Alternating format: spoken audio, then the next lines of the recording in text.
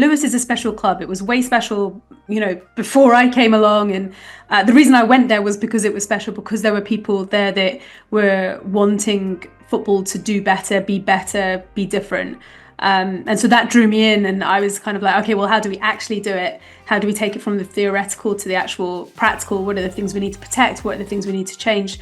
But I think also the world of football is changing, and I think if clubs are not thinking like that, then it's not that they'll become obsolete, but they might lose some traction. So, go back 50, 100 years ago, people, yes, they are fans of the club that's on their doorstep.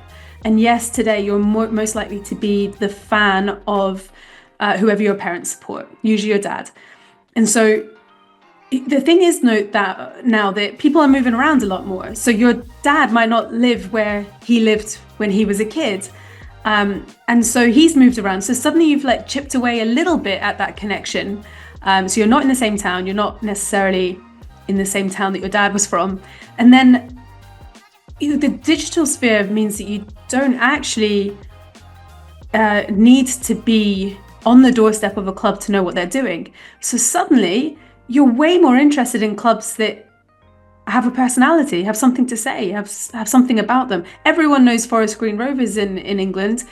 They might not know loads, but they know that they're a vegan club. They know that they're the environmentally sustainable club. And I'm going to guess that there's probably loads of vegan athletes out there who love that club as a result, and maybe have never been, but are following or buying the merch or thinking about them. So I do think that clubs need to think about what they stand for and what their personality is. And I think there are some clubs that are doing that very, very well. And there are other clubs that I think are relying on the fact that they're from that town, or that they won the FA Cup in 1940, whenever. And do you know what I mean? I think there's only so much you can rely on heritage and location and being the biggest club in your town.